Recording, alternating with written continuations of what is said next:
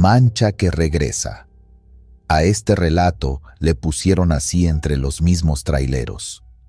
Suena sencillo, pero cuando escuchas cómo empezó todo, ya no se oye tan chistoso. Esta historia se cuenta entre choferes que compran camiones usados con historia, de esos que salen más baratos porque nadie los quiere, porque ya traen fama o porque algo les pasó en la carretera. El protagonista se llama Ramiro. No es su nombre real, pero así lo vamos a dejar. Él mismo contó esto en una cachimba, de madrugada, con un café ya frío en la mano y sin ver a nadie directo a los ojos. Iba hablando despacio, como el que no quiere recordar pero ya empezó y tiene que terminar. Ramiro llevaba años ahorrando para comprarse su propio camión. Estaba harto de trabajar para otros, de que lo estuvieran presionando con tiempos, viáticos y diésel contado. Un día se enteró de una oferta irresistible. Un Kenworth viejo, pero bien parado, motor arreglado, llantas medio uso, papeles en regla.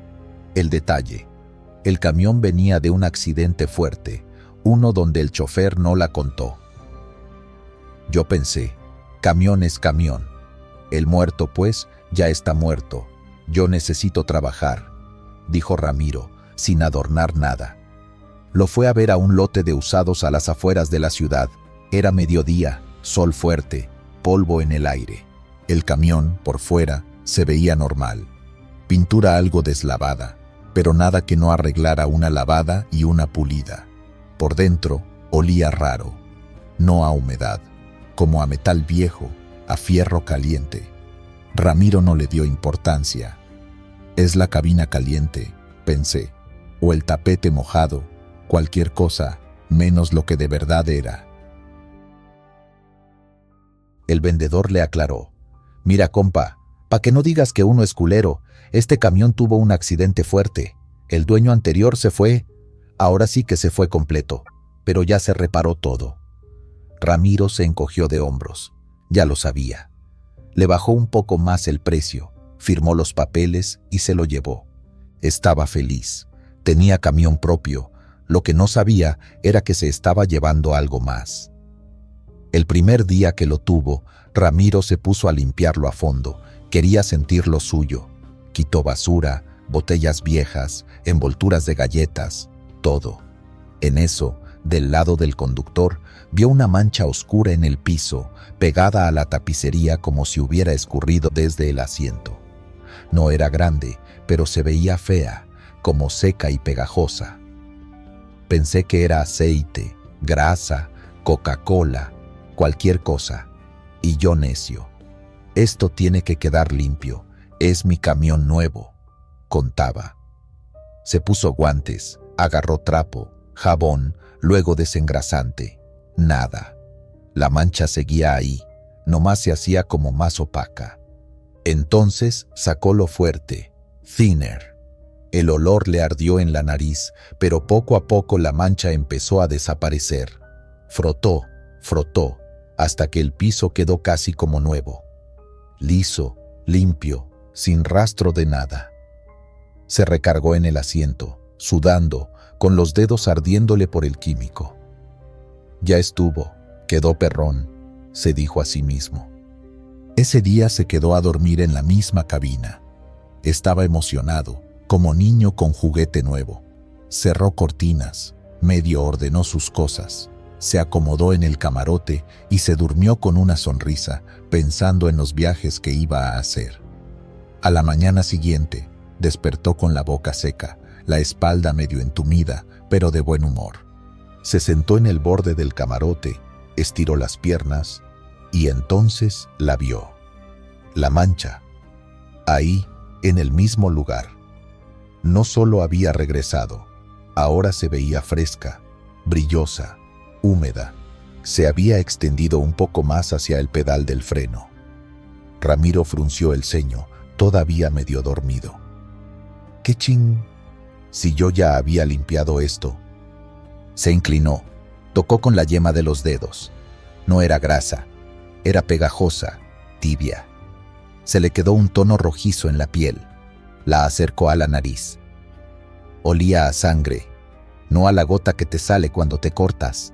Olía a hierro, a cobre, a algo que no debería estar fresco ahí, después de tantos días. Fue en ese momento cuando escuchó un sonido que no venía de ninguna parte visible. Un gorgoteo húmedo, como cuando alguien trata de respirar con la boca llena de líquido.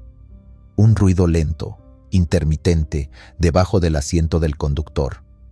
Ramiro se quedó congelado. Era como si hubiera alguien atorado ahí, tragándose su propia sangre, explicó, poniéndose pálido al recordarlo. El sonido duró unos segundos que se sintieron eternos. Luego, silencio. Nada más el tic-tic del enfriado del motor y un pajarito allá afuera. Ramiro se levantó de golpe, salió de la cabina casi tropezando. Se quedó afuera unos minutos, respirando aire caliente, pero limpio, tratando de convencer a su cabeza de que tal vez había sido su imaginación, o el ruido de alguna manguera, cualquier explicación tonta que lo dejara seguir. Compró más líquido para limpiar, regresó y otra vez le entró a tallar la mancha. La sangre se quitó. Tardó, pero se quitó. Ramiro hasta tomó una foto con el celular para presumirle a un amigo que había dejado al 100 su equipo. Esa noche decidió no dormir ahí. Se fue a su casa, pero al día siguiente, cuando volvió al camión para arrancar su primer viaje, lo primero que hizo fue mirar al piso. Y sí, la mancha estaba ahí, igual de fresca, como si alguien la hubiera derramado minutos antes. Aquí ya fue cuando dije, esto no es normal, confesó. Intentó ignorarla. Puso un tapete encima y se subió a manejar. Mientras avanzaba por carretera, empezó a sentir algo raro en las botas, como si el piso estuviera húmedo, aunque él sabía que había tapete. Le sudaban las manos, sentía la garganta seca. Volteaba de reojo al piso y alcanzaba a ver, por los bordes, el color oscuro escurriendo. En una recta larga, ya casi de noche, el olor se volvió insoportable. Una mezcla de sangre y metal caliente. Bajó el vidrio, pero el hedor seguía ahí adentro, pegado. En eso, el estéreo se apagó solo. Las luces del tablero parpadearon una vez, y en el reflejo del cristal del parabrisas, Ramiro juró ver algo que no era su cara. No sabes qué es peor, ver claramente o ver nomás a medias, dijo. En el reflejo oscuro del charco, donde el tapete ya no lo cubría del todo, se formó un rostro. No apareció de golpe, más bien se fue armando como cuando se junta agua con aceite. Primero los ojos, luego la nariz rota, la boca abierta, llena de sangre. Un hombre golpeado, con la frente partida, pegando gritos que Ramiro no escuchaba con los oídos, pero sí con la cabeza. Se orilló de golpe, temblando, apagó el motor. Todo quedó en silencio, excepto por ese gorgoteo lejano, como si el camión siguiera recordando el último respiro de su antiguo dueño. Ramiro ya no pudo hacer como que no pasaba nada. Llevó el camión con un tapicero para cambiar todo el piso de la cabina. Levantaron la alfombra, la goma, todo. Debajo, el metal tenía manchas oscuras que parecían haber sido lijadas varias veces. El tapicero, un señor ya grande, solo negó con la cabeza. A este le pasó algo feo, compa. Lo quiso limpiar alguien que tenía prisa. Aquí había sangre, y mucha. Cambió el material, puso piso nuevo, todo reluciente. Ramiro pagó un buen dinero. Se fue más tranquilo. Ya con esto se acaba, pensó. Duró limpio 2 días. La tercera mañana, al abrir la puerta, el olor lo golpeó antes de siquiera subir. Esa mezcla de fierro y carne que ya reconocía. Subió despacio, sin hacerse tonto. Miró al piso. El material nuevo estaba manchado, otra vez, exactamente en el mismo lugar, como si algo se filtrara desde abajo, desde dentro del camión, no desde la superficie. Ahí entendí que no era la alfombra, no era el material, era el camión, o más bien lo que se quedó adentro de él. Esa noche, Ramiro no pudo dormir. Se quedó dentro de la cabina, con la luz encendida, mirando la mancha, esperando a ver qué más hacía. El charco, por momentos, parecía respirar. Se hinchaba, se hacía más brillante, luego se secaba un poco, como si alguien se moviera debajo. Hubo un instante, cerca de las 3 de la mañana, en que sintió peso en el asiento del conductor, justo arriba de donde salía la mancha. El respaldo crujió, como cuando alguien pesado se deja caer. Ramiro no se atrevió a voltear, solo cerró los ojos, apretó los puños y escuchó. Respiración forzada, un intento de tos, un quejido ahogado. Yo sentía que, si volteaba, lo iba a ver sentado ahí, todo hecho pedazos, mirándome como preguntando por qué andaba manejando su camión. Al día siguiente, fue a preguntar más del accidente. No fue fácil que le contaran, pero ya saben que en los talleres todo se sabe. Al final, un mecánico le soltó la verdad. El chofer anterior se había quedado atrapado en la cabina después de una volcadura. Se desangró ahí mismo, aplastado contra el volante, mientras esperaban a que llegara la grúa. No alcanzó. Dicen que el hombre no se quería morir, que se la pasó pidiendo que no lo dejaran solo, que no lo dejaran ahí tirado en la carretera, le dijo el mecánico, limpiándose las manos con un trapo negro. Ramiro sintió un escalofrío que le fue subiendo desde los pies, porque eso era justo lo que él sentía cada vez que veía la mancha, que alguien seguía ahí, pegado al piso, sin poder irse. Intentó vender el camión, lo llevó a otro lote, lo ofreció por internet. Varios fueron a verlo, se subieron, lo encendieron, pero nadie cerraba trato. Uno de ellos, un chofer ya grande, se bajó serio y solo dijo: «No, compadre, este trae algo pesado, se siente feo adentro». Ramiro terminó quedándose con él un tiempo más, porque necesitaba trabajar. Cada viaje, la mancha lo acompañaba. A veces parecía más clara, casi seca. Otras noches, de la nada, regresaba fresca y goteando, como si el accidente hubiera pasado hace minutos. Él manejaba con las piernas tensas, tratando de no mirar hacia abajo, pero sintiendo siempre esa humedad imaginaria subiéndole por las botas. Después de un tiempo, decidió dejar de usarlo. Se cambió a otro empleo. Dejó el camión parado bajo una lona, en un patio, pero ni así el asunto se calmó. Aunque no lo movía, a veces se despertaba de madrugada con el olor a sangre en la nariz, estando en su propia casa. Soñaba con la mancha extendiéndose por todo el piso, subiendo por sus piernas, pegándolo al asiento. Al final, lo vendió muy barato a un hombre que no preguntó mucho, solo vio motor, llantas y precio. «Me lo llevo», dijo. Ramiro no dijo nada de la mancha, no porque fuera malo, sino porque, según él, aunque se lo hubiera contado, nadie le iba a creer. La leyenda empezó después, cuando otros traileros se enteraron de que ese camión había pasado por varios dueños en poco tiempo. Todos contaban cosas parecidas: olor raro, mancha que no se quitaba, ruidos debajo del asiento, un rostro que se formaba en el reflejo del charco. Y así, entre café y cigarro en las cachimbas, se le quedó el nombre: La Mancha que Regresa. Ramiro, el día que lo conocieron, cerró su relato con algo que se les quedó grabado a todos los que lo escuchaban. «Miren, yo no vengo a asustar a nadie, cada quien cree lo que quiere. Pero si algún día les ofrecen un camión muy barato, recién arreglado, porque tuvo un accidentito, revisen bien el piso. Si hay una mancha rara que no se quita, ni con thinner, ni cambiando la alfombra, mejor déjenlo ahí. El fierro se repara. Pero hay cosas que se quedan pegadas, y esas no las limpias ni con toda el agua del mundo. Y lo peor no es la sangre. Lo peor es que el que la tiró tal vez todavía no se va del todo, y no le gusta que manejen sin pedirle permiso». Pacto del Diablo. El cliente de traje. La historia de hoy la cuentan los mismos traileros, sentados en las cachimbas, cuando ya se acabó el tema del fútbol y de la inseguridad. Bajan la voz, se acomodan el café entre las manos y alguien suelta.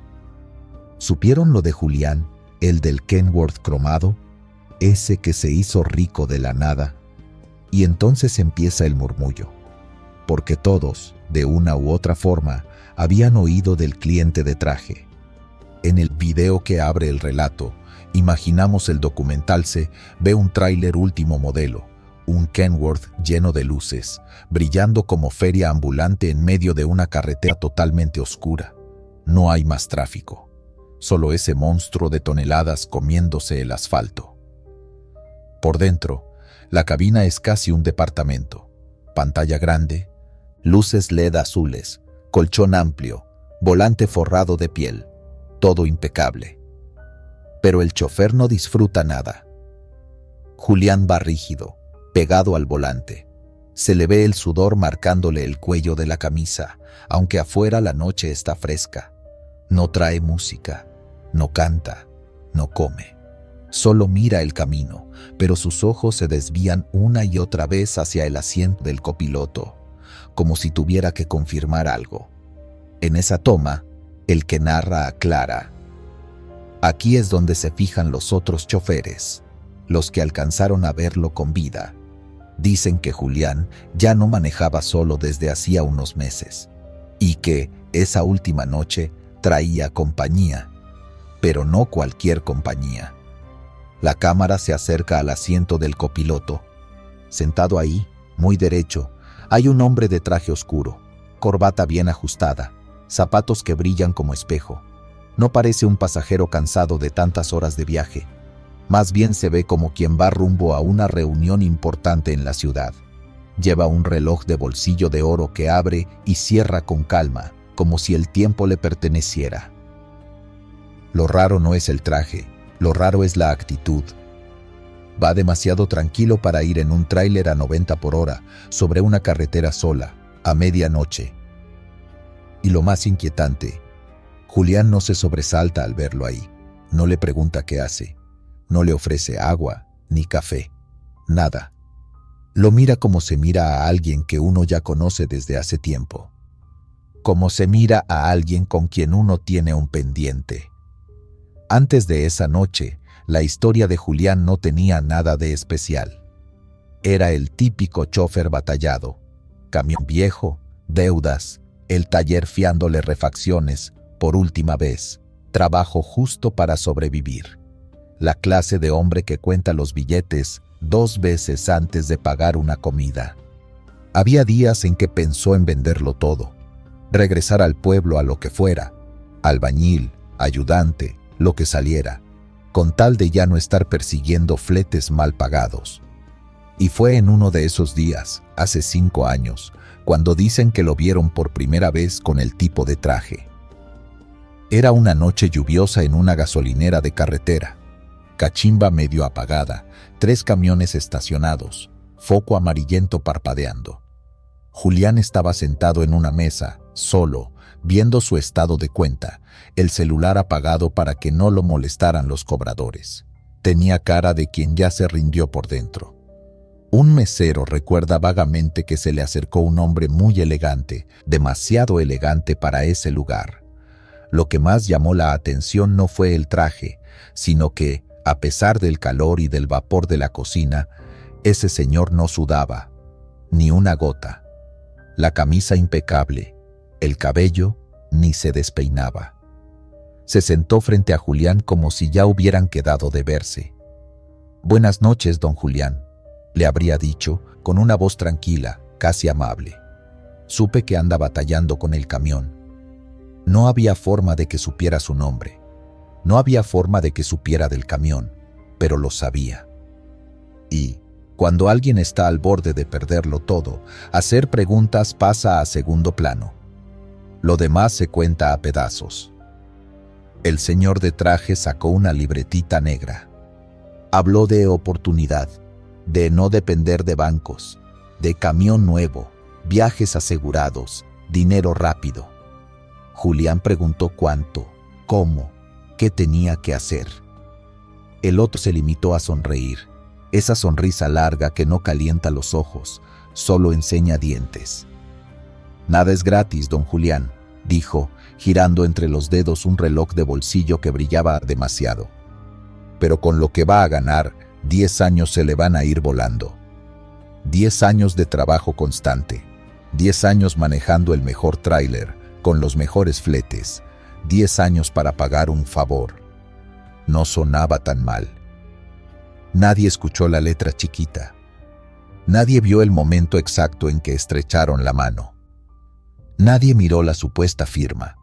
Pero, unas semanas después, Julián apareció con camión nuevo, flamante. De pronto tenía viajes largos, bien pagados. Empezó a cambiarse de ropa, de reloj, de teléfono. Invitaba a la comida en las cachimbas, se reía más fuerte, hablaba de comprarse una casa para su familia. Los demás traileros murmuraban entre sí. Se ve que le cayó una buena. Ese ya no sufre. Quién sabe qué hizo, pero le funcionó. Algunos, en voz muy baja, se atrevían a decirlo como se dice una grosería. Dicen que se vendió. 5 años después de aquel encuentro, la cámara regresa a la cabina del Kenworth, la noche del accidente. La autopista está casi vacía. Solo se ven los reflectores blancos y amarillos desfilando hacia atrás, comidos por la oscuridad. Adentro, el motor suena parejo, como si nada malo fuera a ocurrir. Pero el ambiente es espeso, como cuando se presiente una tormenta, aunque el cielo esté despejado. El tipo del traje se mira cómodo. Cruza una pierna sobre la otra, limpia una mínima pelusa inexistente de su pantalón y vuelve a revisar el reloj de bolsillo. Sus manos son largas, dedos delgados, uñas perfectas. Bonito camión, Julián, el trato ha sido bueno, dice, sin levantar la voz. Julián traga saliva. Le tiemblan ligeramente las manos sobre el volante. Tiene los ojos rojizos, no solo por el cansancio. Es una mezcla de miedo y rabia. Tú dijiste que eran 10 años. Contesta, apenas. Nomás han pasado 5. El hombre de traje arquea una ceja divertido. Ay, amigo, responde, como si hablaran de un chisme cualquiera. La vida se encarece. Suben las cosas, suben las deudas. La inflación, ya sabe, los intereses. Y hoy cierra el reloj de golpe. Hoy se vence el plazo. En ese momento, la cámara se fijaría en detalles pequeños. El vaho que sale de la boca de Julián, aunque el aire acondicionado está apagado. El vidrio del parabrisas empañándose por dentro, sin que haya nadie más respirando aparte de ellos dos. Ese olor raro que no es diésel ni freno caliente, como metal quemado y algo agrio. Por unos segundos, el chofer intenta pensar con claridad. Tal vez estoy dormido, tal vez estoy alucinando, tal vez es el cansancio. Pero, cuando intenta pellizcarse la pierna, el dolor le llega nítido, cruel. Está despierto, está atrapado. En la radio, sin que él la haya encendido, se cuela una canción vieja, desafinada, como transmitida desde muy lejos. Una voz rasposa cantando un bolero antiguo. Julián golpea la consola para apagarla, pero la melodía sigue flotando, cada vez más baja, más distorsionada, hasta convertirse en un murmullo sin palabras. Podemos negociar, alcanza a decir. Puedo pagar más, puedo trabajar más.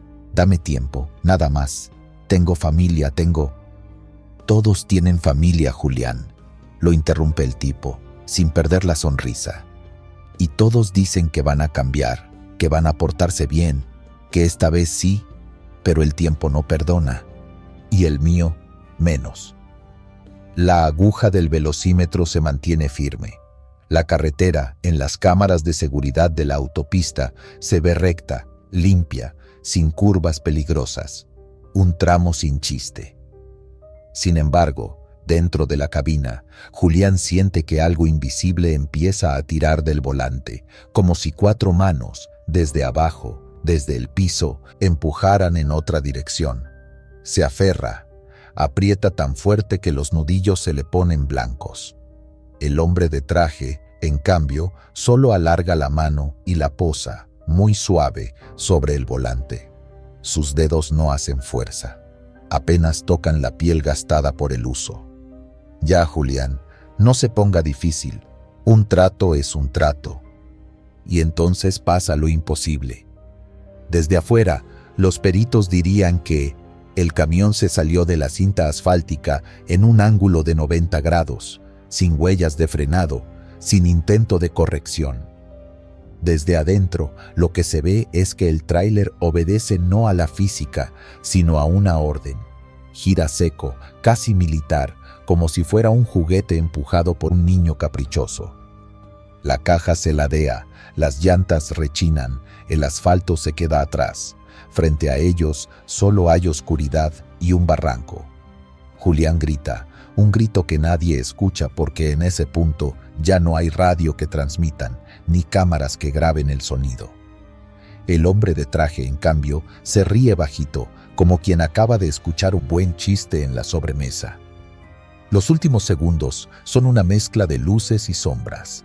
El cielo volteado, la tierra que sube, el tablero que se desprende, el cinturón que se rompe como hilo. Y, en medio de todo, una certeza que atraviesa a Julián como acero frío. No fue un accidente, fue el cobro. Después, silencio. Punto. Al amanecer, los primeros en ver el desastre fueron otros choferes. El camión hecho acordeón al fondo del barranco, la cabina aplastada, el motor todavía caliente. No había marcas de frenado arriba. Los árboles ni siquiera mostraban golpe fuerte, como si el tráiler hubiera flotado el último tramo. Cuando llegaron las autoridades, todo se anotó como siempre. Posible distracción, cansancio, error humano, causa probable, exceso de confianza, caso cerrado. Pero los traileros que se detuvieron a mirar con más calma notaron detalles que no aparecieron en el reporte. El cuerpo de Julián estaba destrozado, pero sus manos seguían cerradas, como si aún sujetaran un volante que ya no estaba. Su rostro no tenía la expresión de quien se quedó dormido. Tenía algo entre sorpresa y coraje, como si hubiera entendido demasiado tarde. Y, según uno de los paramédicos, en el piso deformado de la cabina, entre vidrios y sangre, brilló por unos segundos algo metálico y dorado, como un pequeño reloj. Cuando se agachó a recogerlo, ya no estaba. Días después del funeral, algunos choferes juraron haber visto, en la grabación borrosa de una caseta, el reflejo de un pasajero sentado junto a Julián minutos antes del accidente. Un hombre de traje.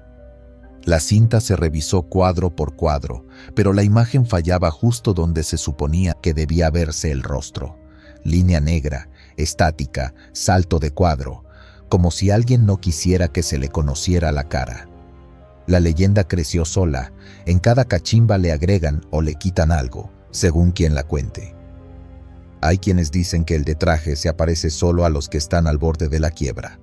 Otros juran que no es uno solo, que son varios, que van cambiando de rostro, pero siempre llevan ese reloj de bolsillo que abre y cierra, marcando un tiempo que no es el nuestro. Yo no sé si creer todo al pie de la letra. Tal vez algo se exageró, tal vez el camión tuvo una falla que nadie detectó. Pero cada vez que paso por una gasolinera medio vacía y veo a algún chofer solo, con la mirada perdida en sus cuentas, no puedo evitar pensar en Julián y en su Kenworth brillante. Por si acaso, si alguna noche usted anda corto de dinero y en medio de la carretera un señor demasiado elegante se le sienta enfrente, le llama por su nombre sin conocerse y le ofrece arreglarle la vida sin papeles, sin bancos y sin explicaciones.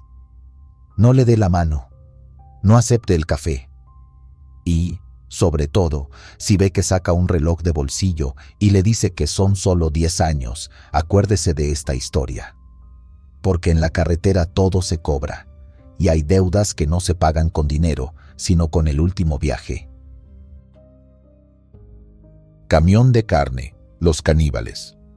Dicen que en carretera se escucha de todo: fantasmas, brujas, luces raras en la sierra. pero hay historias que no tienen nada de sobrenatural y aún así te dejan peor. Esta empezó a circular entre choferes hablando de trata de personas, de tráfico de órganos, de gente que desaparece sin dejar rastro. Y yo, la neta, ojalá pudiera decir que es puro cuento. Pero no, a mí me tocó verlo. Yo soy Pedro, traigo tráiler desde hace años. Esa noche venía cansado, con la espalda hecha trizas y los ojos ardiendo. Había descargado tarde en una bodega de zona industrial y me quedaban todavía unas horas de camino, pero el cuerpo ya no daba. Vi una cachimba alumbrada a medias, de esas que parecen sacadas de los 80s, lonas rotas, un par de focos amarillos parpadeando y 3 camiones estacionados en fila. Ahí merito, pensé. Un café, unos tacos y a seguirle. Me estacioné, apagué motor y en cuanto abrí la puerta de la cabina, me pegó el olor. No el clásico de fritanga y diésel, no. Era un tufo raro, fuerte, como mezcla de carne pasada con algo químico. Me ardió la nariz y hasta me dieron ganas de toser. Ha de ser el camión de refrigeración, me dije. Traen carne y ya sabes cómo apesta cuando se echa a perder tantito. A un lado del mío había un tráiler frigorífico viejo, blanco, pero ya casi gris de tanta mugre. La caja tenía chorretones oscuros que habían secado con el tiempo. El logo de la empresa estaba raspado, apenas se alcanzaba a leer. Se veía mal, como si nadie se hubiera preocupado por darle mantenimiento en años. Entré a la cachimba. Adentro, 4 mesas de plástico, una tele de cajón con el volumen bajito y una señora medio dormida detrás del mostrador. En una mesa, un tipo solo, dándole sorbos a un café. Tenía las manos grandes, llenas de cicatrices, el overol manchado de algo que yo quise creer que era grasa. «¿Qué hubo, colega?», me dijo, alzando la taza como si brindara. «¿Qué tal, patrón?». Me senté en la mesa de junto. «¿Mucha chamba?». «La suficiente», sonrió raro. «La carne siempre se vende». Se me hizo chistoso el comentario. Pensé que traía res, puerco, algo para rastro. «¿Trae lleno el refri o qué?», le pregunté, nomás por sacar plática. «Sí, bien lleno. Y la mercancía es delicada. Hay que mantenerla fresca. Si se nos echa a perder». Se quedó callado un segundo, mirando el café como si viera otra cosa ahí adentro. «Pues ya no sirve para nada». No supe qué contestar. La señora llegó con mi café y un par de quesadillas grasosas. El olor del lugar no ayudaba mucho, pero traía tanta hambre que igual le di. Mientras comíamos, platicamos de rutas, de retenes, de lo caro que estaba el diésel, lo normal, pero había algo en él que no me cuadraba. No sé si eran los ojos, muy claros, como apagados, o la manera en que sonreía de lado cuando hablaba de carga delicada. En una de esas, dejó la taza en la mesa y se levantó. «Ahorita vengo, colega. Voy al baño. Cuide mi café», asentí con la boca llena. Lo vi caminar hacia el pasillo del fondo. Sus botas resonaban en el piso de cemento, despacio, como si no tuviera ninguna prisa en el mundo. En cuanto desapareció, me volvió a llegar el olor de afuera, como si se colara por debajo de la puerta. Era más fuerte. Se me revolvió el estómago. «¿Qué chingados traen en ese refri?», pensé. Terminé de tragar a medias, dejé unas monedas en la mesa y salí.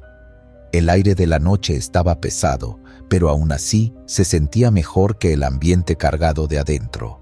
El ruido de los motores apagados dejaba una especie de silencio raro, cortado solo por el zumbido de los focos y algún perro ladrando lejos.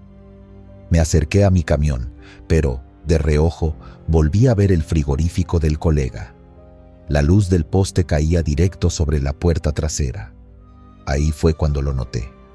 Del borde de la compuerta caía un chorrito delgado de líquido rojo. No era aceite, no era agua con óxido. Era más espeso, más oscuro.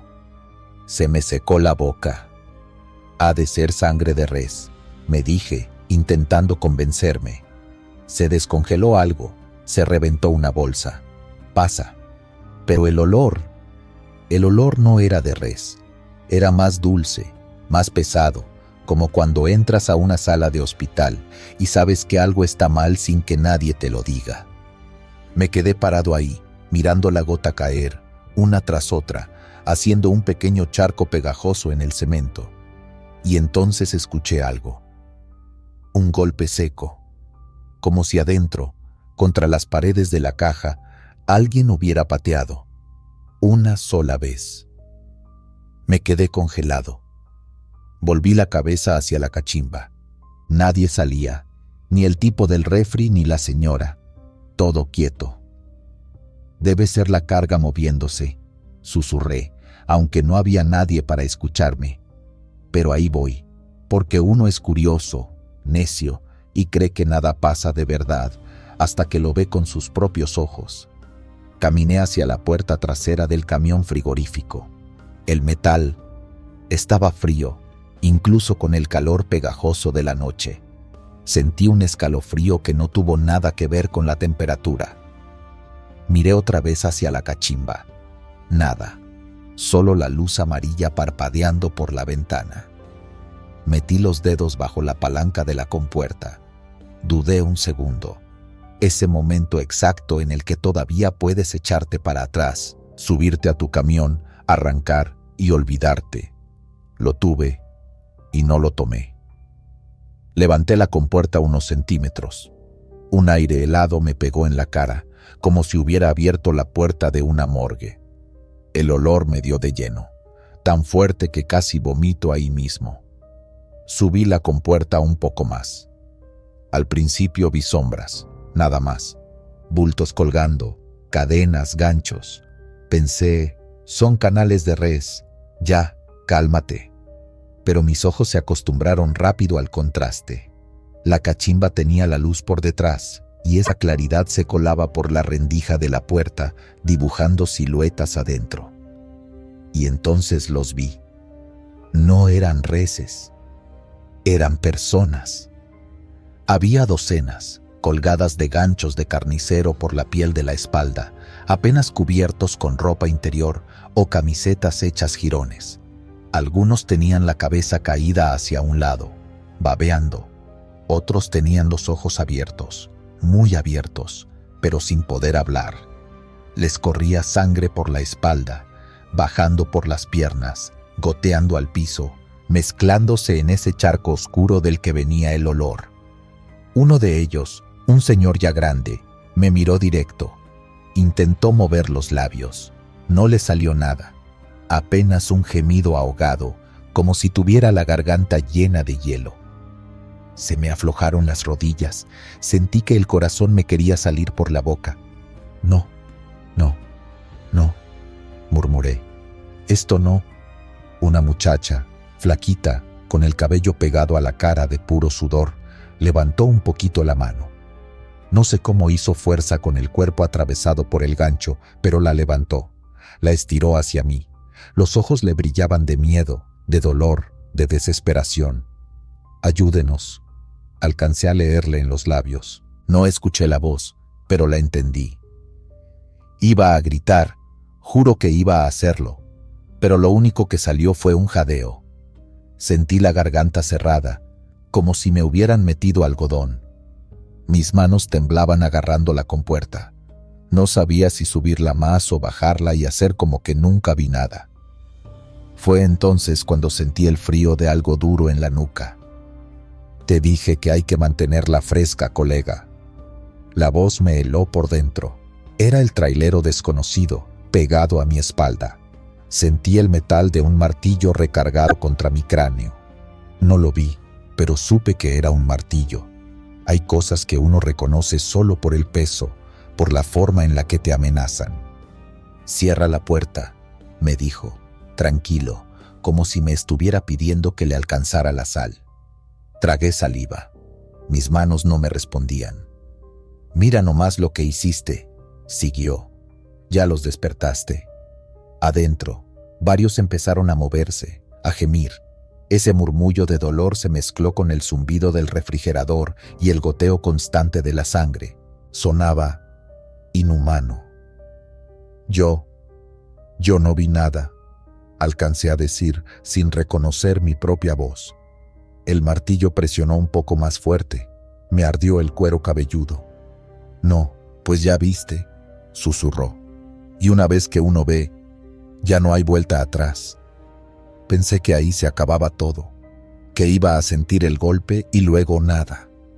Vi la imagen de mi esposa, de mis hijos, cruzarme por la cabeza como un tráiler sin frenos. Y entonces, a lo lejos, se escuchó el motor de otro camión acercándose a la cachimba. Luces largas bañaron el lugar, se reflejaron en los cromos, en los vidrios. Alguien pitó 2 veces, como saludando. El tipo detrás de mí soltó un resoplido molesto. «Siempre llegan cuando no deben», murmuró. Aflojó el martillo apenas un segundo. Yo no pensé. El cuerpo se me movió solo. Bajé la compuerta de golpe, dejándola caer con un estruendo de metal. En ese mismo movimiento me giré y lo empujé con todo lo que pude. Él alcanzó a soltar el martillazo, pero me pegó de lado, en el hombro y parte de la cabeza.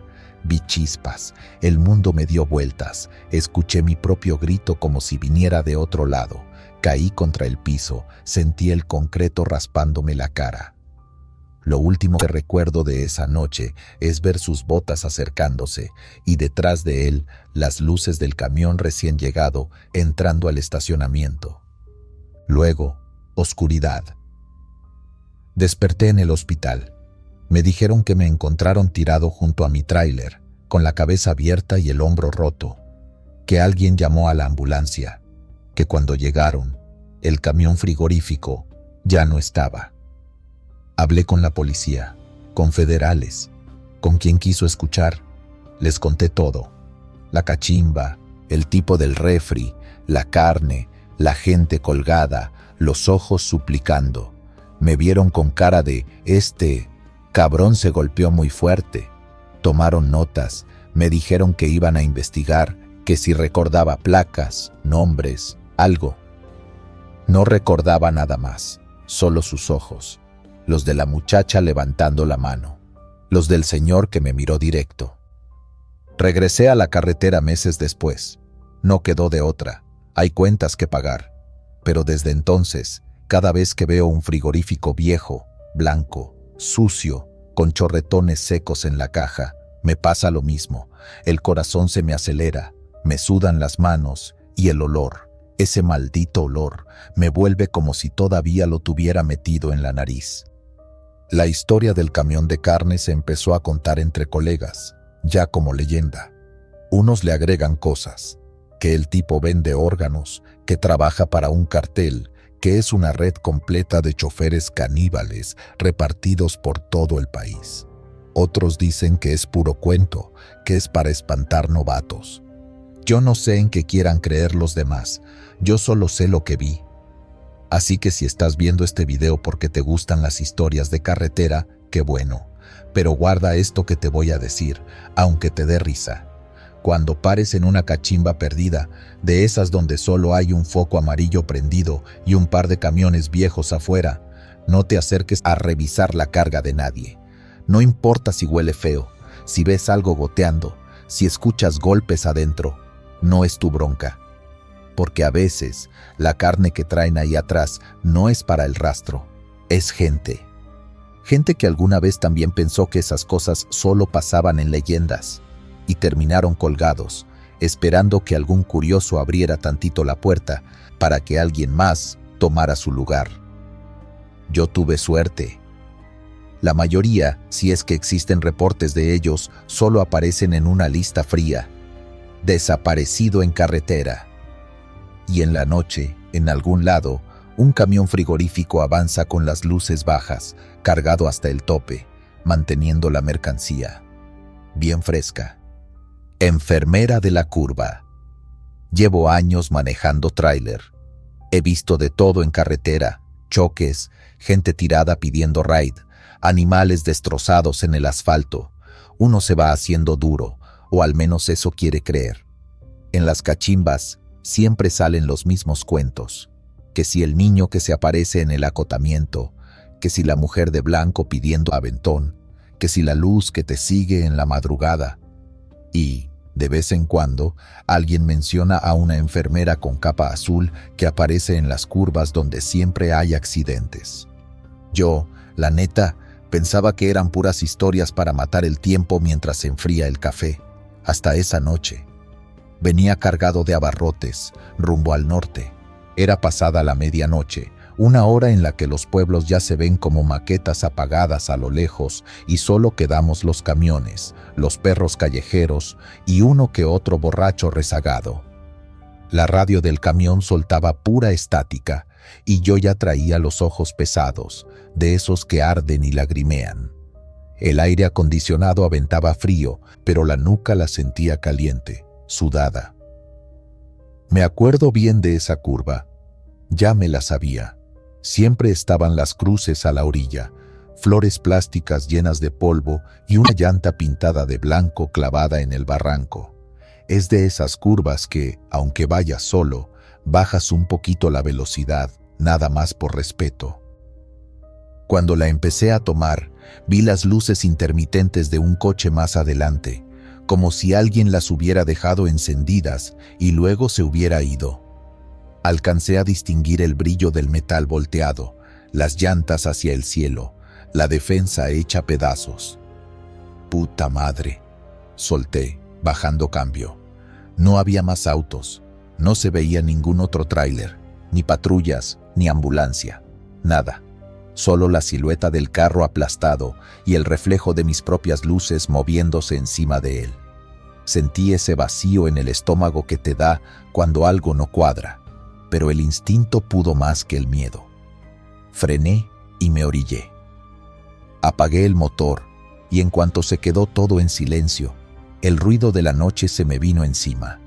Grillos, viento, hojas secas raspando el asfalto.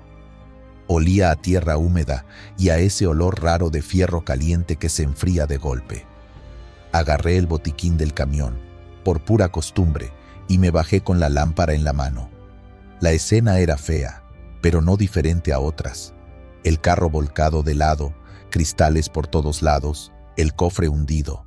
Lo raro fue lo otro. Del lado de la cuneta, a la orilla de la carretera, había una figura agachada. Una mujer, de espaldas. Traía un uniforme blanco, como de enfermera, y encima una capa azul que le caía hasta media pierna. La tela no se veía sucia ni rota, a pesar del polvo y de las piedras. Estaba inclinada sobre alguien en el suelo. Yo solo veía el bulto del cuerpo y el brillo apagado de una pierna desnuda. «Buenas noches», dije, con la voz más firme que pude. «¿Necesita ayuda? Traigo botiquín». Ella no volteó. Su pelo, recogido en un chongo perfecto, ni se movió con el aire. Sus manos se movían rápido, como si estuviera acomodando algo en el pecho del herido. Se escuchaba un leve sonido de tela, de fricción. «No se preocupe», contestó, con una voz tranquila, casi dulce. «Ya me lo llevo». «Ya me lo llevo». Yo asumí que hablaba de la ambulancia, de algún servicio particular, no sé. Pensé, a lo mejor es enfermera de una clínica cercana, seguro vive por aquí y salió en chinga a ayudar. De todos modos me acerqué un poco más. El piso estaba resbaloso por algo que preferí no mirar mucho. «Traigo vendas, suero, lo que ocupe», insistí. «Le puedo ayudar a moverlo a mi camión, lo llevo al hospital».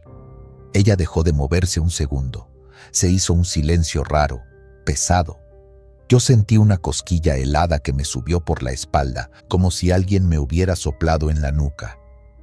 «No hace falta», dijo, despacio. «De aquí ya no se levanta». Ahí me pegó el primer calambre. No por lo que dijo, sino por cómo lo dijo. No había tristeza, ni urgencia, ni ese tono de «ya hicimos lo que pudimos». Lo dijo como quien comenta el clima. Me acerqué todavía más, alumbrando con la lámpara. Vi la mano del tipo en el piso, estirada, con los dedos llenos de tierra. Estaba rígida, muy rígida. No se movía, no temblaba, nada. Y no escuchaba respiración, ni quejidos, ni nada. «Oiga», empecé a decir, «¿segura que...?» En ese momento, la mujer se puso de pie. Lo hizo de golpe, como si no pesara nada. No apoyó las manos en el suelo ni hizo fuerza. Se levantó como si alguien la jalara hacia arriba con un hilo. La capa azul cayó recta sobre su cuerpo, sin arrugarse casi.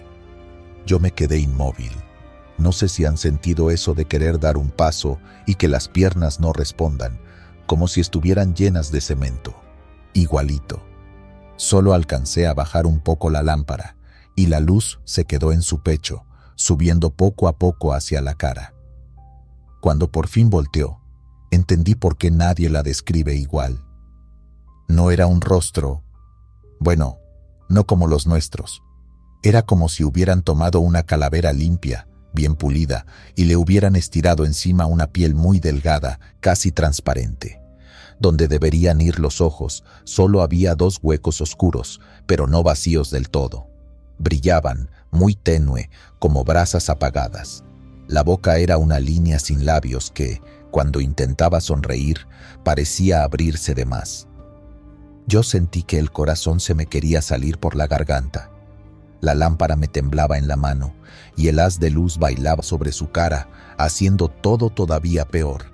El aire, de repente, olía a cloro, a pasillo de hospital, a medicamento viejo. «Pero me falta uno para llenar la sala», dijo, como si me estuviera contando un chisme. Tragué saliva. La boca se me secó de golpe. Noté una cosa más. Su uniforme estaba impecable, sin una sola mancha de sangre, aunque el tipo tirado en el piso claramente estaba hecho pedazos. Eso no tiene sentido, créanme, no en un choque así. Vi que de la manga de su capa sacaba algo largo, metálico. Al principio pensé que era un instrumento, una lámpara, algo. Cuando la luz la alcanzó, vi bien. Era una jeringa enorme, de esas viejas, con el pistón de cristal y el metal opaco, oxidado en las orillas. El émbolo se movía solo, como si estuviera aspirando algo invisible. Entonces sí, el cuerpo me respondió.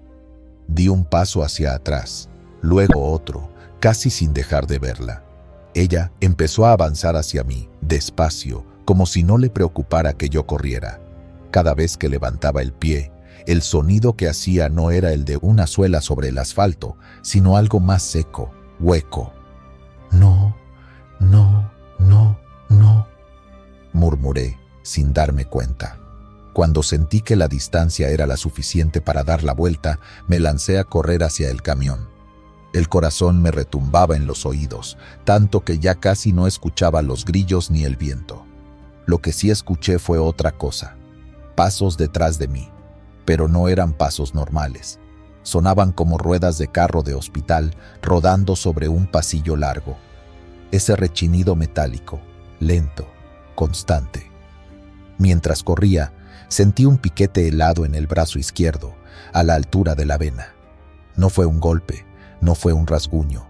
Fue tal cual un pinchazo de aguja, seco, perfecto. Hasta sentí cómo me recorría algo frío por dentro, como si me metieran hielo en la sangre. Solté un grito, más de coraje que de miedo, y seguí corriendo.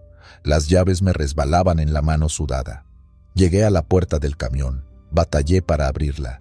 La primera vez no encajó bien.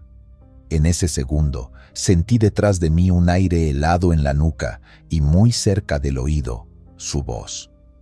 «Acuéstese, no le va a doler». Logré subir, azoté la puerta y la cerré con seguro. Me temblaban las manos. Traté de encender el motor, pero en el primer intento ni siquiera dio marcha. Solo se escuchó un clic seco. El sudor me corría por la espalda, como si me hubieran echado un vaso de agua. «¡Prende, cabrón, prende!», le grité al tablero. En el segundo intento, por fin rugió el motor. Encendí las luces altas. Instinto puro me hizo mirar por el retrovisor del lado del copiloto. Ahí estaba, de pie, a media carretera, justo frente a mi tráiler. La capa azul se movía apenas con el viento, no corría, no se acercaba, solo estaba ahí, mirándome o haciendo como que me miraba con esos huecos oscuros. La jeringa colgaba a un lado y de la punta caía algo que brillaba como si fuera agua con luz. Metí primera y salí disparado. Pasé a un lado de ella y, les juro, sentí como si el camión pasara por una zona de niebla, fría y densa. Los pelos de los brazos se me erizaron todos. No quise verla más, ni por el retrovisor, ni por nada. Mi única idea era llegar a la siguiente caseta, donde hubiera gente, ruido, luz. En el camino, el brazo donde sentí la picadura se me empezó a entumir, se me dormían los dedos y me dolía el hombro, como si hubiera cargado costales todo el día. El aire acondicionado olía raro, no al olor del camión, sino otra vez a hospital, a pasillo recién trapeado. Llegué por fin a la caseta. Me parqué medio chueco, bajé casi tambaleándome y fui directo con el de la pluma, que me vio la cara y luego el brazo. Tenía la marca roja, como si de verdad me hubieran inyectado algo. «Oiga, atrás hay un choque», le dije, jadeando. «Un coche volcado en la curva. Hay una enfermera con él, pero no sé. Avise a la ambulancia, a la guardia, a quien sea». El tipo me miró raro. Agarró el radio, empezó a hablar. A los pocos minutos llegaron 2 patrullas y una ambulancia. Yo me quedé sentado en una banca de concreto, temblando, mientras veía las luces irse otra vez hacia la curva. Pasó como media hora. Cuando regresaron, uno de los paramédicos se acercó conmigo. Traía la cara seria, pero no asustada. De esas caras de alguien que ya ha visto mucho. «¿Usted fue el que reportó el accidente?», preguntó. Asentí. «¿Y dice que había una enfermera atendiendo al lesionado?». «Sí», contesté. «Uniforme blanco, capa azul. Estaba agachada con él y...». Luego se levantó. Yo le ofrecí ayuda, pero me dijo que ya se lo llevaba. El paramédico se quedó callado unos segundos. Luego soltó un suspiro. «Mire, señor», dijo, «el coche sí estaba ahí, como usted dijo. El conductor está muerto, pero no de ahorita, lleva horas. El cuerpo ya está frío y rígido, nadie lo ha tocado en mucho rato. Y ahí no había ninguna enfermera, ni huellas, ni nada». Sentí un mareo feo. Miré mi brazo. La marca de la inyección seguía ahí, más morada. Me dio un escalofrío que no se me quitó en toda la noche. Ya después, platicando con otros choferes, me contaron versiones parecidas, que en esa misma curva, hace muchos años, murió una enfermera camino a cubrir turno en un hospital, que iba deprisa, que se salió de la carretera, que nadie la ayudó a tiempo. Dicen que desde entonces se aparece donde hay accidentes y que a algunos los atiende de verdad, pero a otros se los lleva aunque todavía respiren, porque según ella, ya están asignados a su sala. Otros juran que ni siquiera es ella, que es algo más usando su imagen, como si se hubiera quedado atrapada en un loop de guardia eterna, que se le ve igualita en diferentes estados, siempre en curvas peligrosas, siempre con la misma capa azul impecable, aunque esté lloviendo o haya lodo hasta las rodillas. Yo no sé cuál versión sea la buena. Lo único que sé es lo que sentí esa noche. El olor a hospital a mitad de la nada, el pinchazo helado en el brazo y esa frase que no se me olvida: «Me falta uno para llenar la sala». Desde entonces, cuando veo un accidente en la carretera, sí, me detengo si puedo ayudar. Pero antes de bajarme, reviso bien los espejos, el acotamiento, las sombras. Busco, sin querer, esa mancha azul entre la oscuridad. Y si algún día, en una curva solitaria, ves a una mujer de uniforme blanco y capa azul, agachada junto a un carro volcado, piensa bien si te vas a acercar. Porque en los hospitales, cuando falta un paciente, lo buscan por todos lados, y a veces parece que también salen a buscarlo en la carretera. Voz de tu madre. Dicen que en la carretera, cuando ya pasaste las 15, las 16, las 20 horas manejando, tu peor enemigo no son las curvas ni los tráileres que vienen de frente. Es tu propia cabeza, el sueño, los recuerdos, la culpa. Y eso que algunos llaman lo que se te sube a la cabina cuando estás solo demasiado tiempo. Entre traileros se cuenta una historia que se repite con nombres distintos, pero con el mismo detalle que da escalofríos. La voz de la mamá. No importa si la señora ya murió hace años, si está enterrada lejos o si nunca en su vida se subió a un camión. Hay hombres que juran que la han escuchado hablarles por la bocina, por el manos libres, incluso desde la parte de atrás del camarote. La que te voy a contar es la de Beto. Él no es un invento ni un personaje de película. Es un trailero de esos duros, de carretera vieja, que se sabe de memoria los topes escondidos, los retenes y las cachimbas buenas. O por lo menos, eso creía, hasta esa madrugada. Aquella noche ya llevaba casi 20 horas pegado al volante. El tipo de jornada que todos dicen que nunca van a volver a hacer, pero que terminan repitiendo por necesidad. Café frío en el portavasos, una bolsa de papas abierta en el asiento y la radio se ve apagada porque, según él, ya no había nada interesante que oír. Afuera, la autopista iba casi vacía. Solo de vez en cuando, las luces de algún camión que venía de frente lo obligaban a parpadear. Lo raro empezó de golpe, sin ruidos previos ni interferencias. De la bocina, esa misma que estaba en silencio desde hacía varias horas, salió una voz femenina suave, clarita, como si estuviera sentada ahí mismo, a su lado.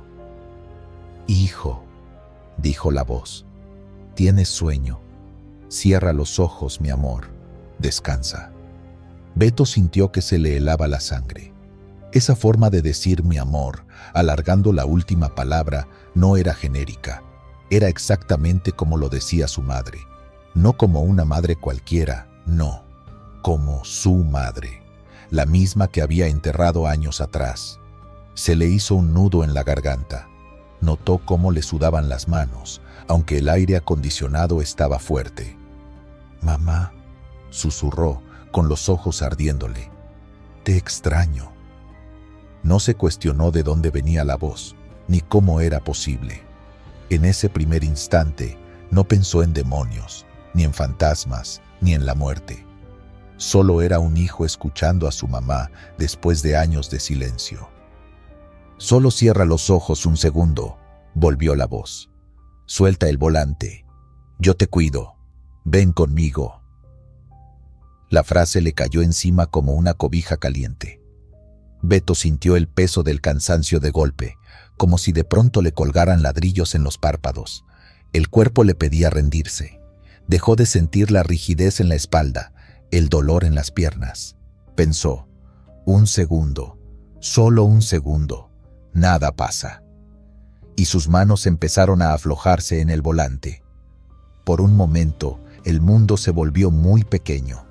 Solo la voz de su madre y ese deseo absurdo de recostarse, de dejarse caer contra el respaldo y dormir como cuando era niño y se quedaba en el sillón de la casa mientras ella le acomodaba una cobija encima. La carretera, sin embargo, no perdona segundos. Mientras Beto se dejaba arrullar, el tráiler empezó a invadir el carril contrario, moverse apenas, lo justo para que en un par de segundos quedara atravesado. Las llantas comenzaron a morder la línea discontinua. Si en ese momento hubiera venido un autobús de frente, no estaríamos contando esta historia. Fue entonces cuando, de pura casualidad, o por algo más, Beto bajó la mirada. Ahí, pegada con cinta al tablero, estaba la foto de sus hijos. El niño con los dientes chuecos y la niña con su mochila rosa de la escuela. La imagen lo golpeó con más fuerza que cualquier frenón. ¿Y ellos qué?, pensó. ¿También se van a ir conmigo si cierro los ojos? Un escalofrío le recorrió la espalda. Algo dentro de él se reveló. «Tú no eres mi madre», dijo en voz alta, con la mandíbula apretada, sin saber a quién le hablaba realmente. «Tú no eres mi madre». Lo que vino después no sonó humano. La voz que hasta ese momento había sido dulce, casi melosa, se rompió como si hubieran rasgado una tela por dentro. Se volvió grave, arrastrando las palabras, llena de un odio que no tenía nada que ver con una mamá preocupada. «¡Maldito seas!», rugió aquella cosa. «Estabas a punto de caer». La bocina soltó un chasquido seco, como un cortocircuito. Luego vinieron las chispas, pequeñas, naranjas, saltando hacia el tablero. Un olor fuerte a plástico quemado llenó la cabina. Beto pegó un brinco, sujetó el volante con las dos manos y giró con fuerza para corregir el rumbo. El tráiler se bamboleó. Las llantas chillaron contra el asfalto. Durante unos segundos pensó que se volcaría. Sintió cómo el estómago se le subía a la garganta, cómo la carga se movía atrás, pero el camión terminó regresando a su carril, vibrando, temblando como si también tuviera miedo. Beto se orilló como pudo, con el corazón desbocado, las piernas flojas, las manos entumidas por el agarre. Apagó el motor y se quedó ahí, respirando como si acabara de correr una maratón. El silencio de la madrugada era tan grande que hasta el tic-tac del reloj del tablero sonaba indecente. Miró la radio. No era una bocina especializada, ni un aparato raro. Era el mismo equipo viejo de siempre, con la carátula medio suelta. La superficie alrededor estaba chamuscada, como si alguien hubiera acercado un encendedor durante varios minutos. Se pasó la mano por la cara. Tenía los ojos humedecidos, la nariz roja. Le temblaba el labio inferior y le costaba admitirlo. Había llorado, no solo de miedo, también de rabia.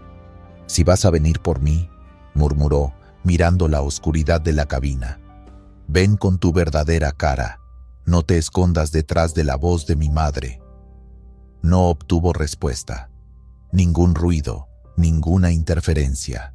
Solo el silencio espeso de la autopista y, a lo lejos, el rumor de un tráiler que se aproximaba, ajeno a todo. Beto bajó del camión para despejarse. El aire de la madrugada estaba frío y olía a tierra y diésel. Se recargó unos segundos sobre la defensa, con las manos en las rodillas, tratando de que el corazón regresara a su sitio. Se dio cuenta de que le dolía el pecho, como si alguien le hubiera estado presionando ahí con los dedos durante varios minutos. Cuando volvió a subir, desconectó la radio sin pensarlo 2 veces. Arrancó el cable, lo dejó colgando. Primero muerto que volver a oír eso, pensó. Pero aunque el aparato quedó mudo, algo en la cabina había cambiado. Desde esa noche, según cuenta él, el silencio nunca volvió a ser el mismo. A veces, sin que haya ningún sonido real, tiene la sensación de que alguien respira muy despacito en la parte de atrás, justo donde acaba el asiento y empieza el camarote. O que una mano invisible le acomoda el cinturón, como hacía su mamá cuando lo veía arrancar. Lo más inquietante es que no fue el único. Después de que Beto se animó a contar su historia en una cachimba, otros comenzaron a hablar. Uno dijo que escuchó a su abuelo fallecido regañándolo por no ir a misa. Otro juraba que su ex esposa, ya muerta, le cantó una canción que solo ellos conocían, mientras él cabeceaba al volante. El patrón se repetía. Todos iban al límite de sus fuerzas. Todos estaban solos, de madrugada, después de muchas horas sin dormir bien. Todos escucharon una voz cercana, familiar, cariñosa, hasta que esa voz empezó a pedir lo mismo. Cierra los ojos, suelta el volante, yo te cuido, ven conmigo. ¿Es el diablo disfrazado de nuestros muertos? ¿Es la mente reventando por el cansancio? ¿O es algo en la carretera que se alimenta de recuerdos y los usa para jalarnos poquito a poquito hacia el otro lado? Nadie lo sabe con certeza. Lo que sí se sabe es que hay demasiados accidentes sin explicación justo en esas horas, cuando el cuerpo ya no da más, pero el chofer insiste en seguir avanzando. Beto, desde aquella noche, cambió algunas cosas. Ya no presume jornadas de 20 horas. Lleva una cruz colgada del espejo retrovisor, pero curiosamente, también lleva otra foto de sus hijos, más grande, más visible. Él dice que esa fue su verdadera salvación, que no fue ningún santo ni ninguna oración. Fueron esas dos caritas mirándolo desde el tablero las que lo arrancaron del embrujo. A veces, cuando le preguntan si de verdad cree que fue el diablo, no responde de inmediato. Se queda viendo hacia el vacío, como si volviera a escuchar aquella voz. Luego se encoge de hombros. Mira, dice, si era el diablo, es un cobarde por esconderse detrás de mi madre. Y si era mi cabeza, peor tantito, porque eso quiere decir que hasta mi propio recuerdo me quiere ver muerto. Lo cuenta entre risas nerviosas, pero los ojos no le acompañan. Se le nota que, en el fondo, todavía le tiene miedo a la bocina del camión. Por eso, si tú que escuchas esto pasas muchas horas manejando, sobre todo de noche, quédate con esta idea. Cuando ya estés tan cansado que empieces a oír a tu mamá, a tu abuela, a tu pareja muerta o viva, diciéndote que cierres los ojos un ratito. No lo tomes como un consuelo, tómalo como una alarma, porque las mamás de verdad te despiertan para que no choques, las que te arrullan en plena carretera, las que te piden que sueltes el volante mientras vas a 80 por hora, esas no vienen del cielo. Y si algún día una voz conocida te susurra desde la nada que ella te cuida mientras te acercas a una curva, acuérdate de Beto, mira las fotos de los que te esperan en casa y mantén los ojos bien abiertos.